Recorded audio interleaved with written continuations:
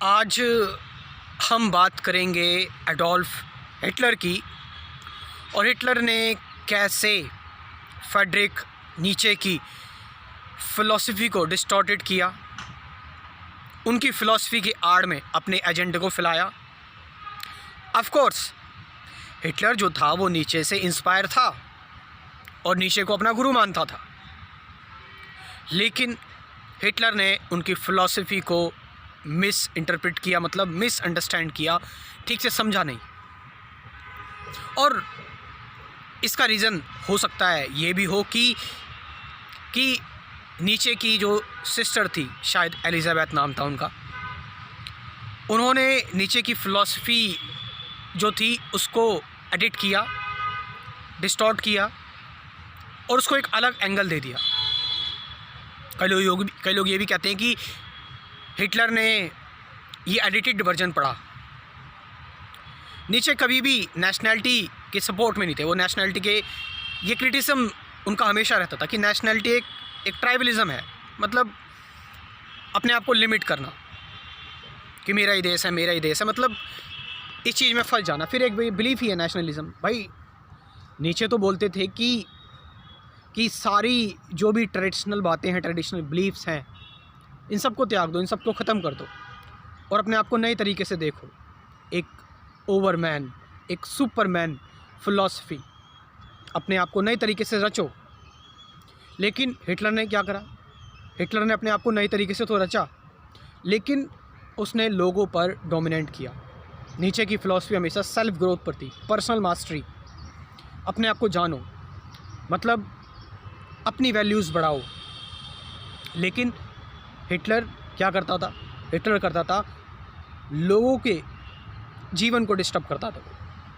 उसने ये चीज़ देखी कि मेरी वैल्यू तभी बढ़ेगी जब मैं लोगों को परेशान करूँगा, मतलब लोगों से अपना काम निकलवाऊँगा। एक डोमिनेंट फ़िलॉसफी कि भाई जो आर्यंस हैं वही सुपरमैन है, बाकी नहीं है। ये तो इनसिक्योरिटी वाली फ़िलॉसफी हुई ना। ये डोमिनेंट फ़िलॉसफी कैसे हुई? आप समझ रहे चीज़ को?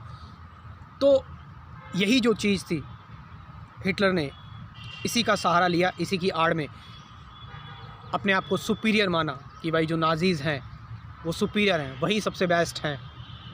नीचे ने यही बोला है, नीचे ने यही बोला है कि भाई कोई भी इंडिविजुअल जो है वो सुपरमैन है, वो अपने आप को रच सकता है, अपने आप को बना सकता है।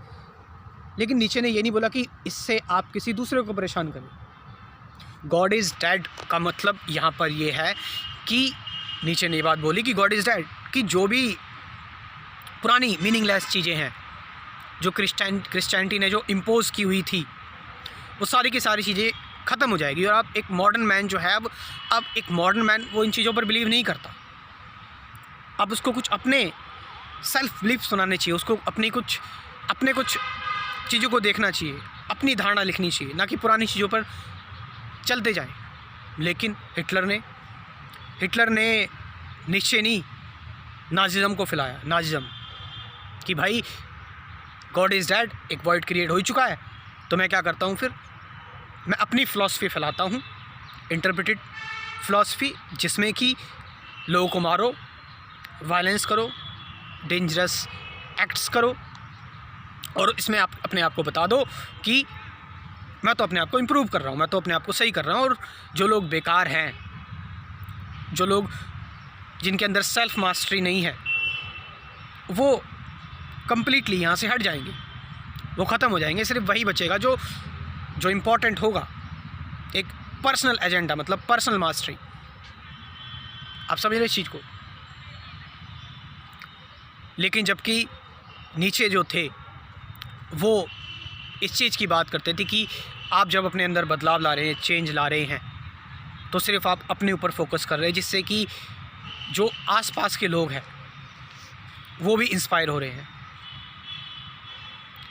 ये नहीं कि आप किसी को भी जो है वो इस फ़िलॉसफी की आड़ में देखो। भाई सिंपल सी बात है, नीचे का कंसेप्ट, नीचे की जो बातें हैं वो सच में थोड़ी कॉम्प्लेक्स हैं, और वो बड़े इस चीज़ पर वो थे कि भाई इन बातों को ज़रा ठीक से समझना।